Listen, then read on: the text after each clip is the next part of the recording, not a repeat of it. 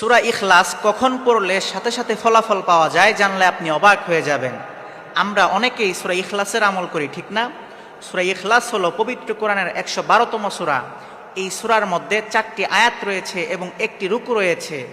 এই সূরাটি দেখতে ছোট কিন্তু এর ফজিলত অনেক বড়। সূরা ইখলাসের মধ্যে এত ফজিলত রয়েছে জানলে আপনি অবাক হয়ে যাবেন।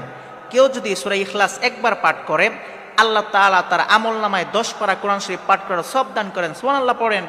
কেউ যদি 2 বার সূরা ইখলাস পাঠ করে আল্লাহ তাআলা তার আমলনামায় 20 পারা কোরআন শরীফ পাঠ করার সওয়াব দান করেন। কেউ যদি 3 বার সূরা ইখলাস পাঠ করে আল্লাহ তাআলা তার আমলনামায় 30 পারা কোরআন শরীফ পাঠ করার সওয়াব দান করেন। আবার কেউ যদি 10 বার সূরা ইখলাস পাঠ করে আল্লাহ তাআলা তার জন্য জান্নাতের মধ্যে একটি প্রাসাদ নির্মাণ করেন। এটি আমার কথা নয়, আল্লাহর হাবিব সাল্লাল্লাহু আলাইহি ওয়াসাল্লাম হাদিসের মধ্যে বলেছেন, মান ক্বারাআ কুল হুয়াল্লাহু আহাদ 10 মাররাতিন বানাল্লাহু লাহু বাইতান ফিল জান্নাহ। কেউ যদি 10 বার সূরা ইখলাস পাঠ করে আল্লাহ তাআলা তার জন্য জান্নাতের মধ্যে একটি প্রাসাদ নির্মাণ করেন। সুবহানাল্লাহ পড়েন। আল্লাহর হাবিব সাল্লাল্লাহু আলাইহি ওয়াসাল্লাম একদিন সাহাবীদেরকে বললেন, ও আমার সাহাবীরা, তোমরা কি প্রতি রাতে কোরআনের 1/3 পাঠ করে ঘুমাতে পারো না? তখন সাহাবীরা বললেন, ইয়া রাসূলুল্লাহ, এত পরিমাণ তেলাওয়াত করা কার পক্ষে সম্ভব? তখন আল্লাহর হাবিব সাল্লাল্লাহু আলাইহি ওয়াসাল্লাম বলেন, সকলের পক্ষেই সম্ভব। কেননা কুল হুয়াল্লাহু আহাদ সূরা ইখলাস হলো কোরআনের 1/3 সমান। কেউ যদি একবার সূরা ইখলাস পাঠ করে আল্লাহ তাআলা তার আমলনামায় 10 পারা কোরআন শরীফ পাঠ করার সওয়াব দান করবেন। সূরা ইখলাস পাঠ করার মাধ্যমে গুনাহ মাফ হয়ে যায়। এক সাহাবী বর্ণনা করেন, আমি একবার আল্লাহর হাবিব সাল্লাল্লাহু আলাইহি ওয়াসাল্লামের সাথে এক সফরে ছিলাম। আমার 2 হাঁটু আল্লাহর হাবিব সাল্লাল্লাহু আলাইহি ওয়াসাল্লামের 2 হাঁটুর সঙ্গে লেগেছিল। এমন সময় এক ব্যক্তি সূরা কাফিরুন তেলাওয়াত করলো।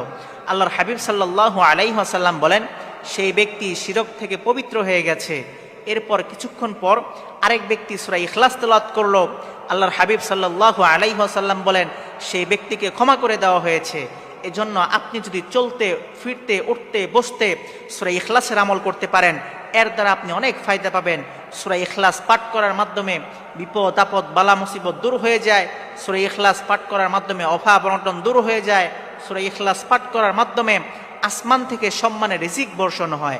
এখন প্রশ্ন হচ্ছে, কোন সময় সূরা ইখলাসের আমল করলে সাথে সাথে ফলাফল পাওয়া যায়? সেই সময়টি হচ্ছে শুক্রবার আসরের নামাজের পর।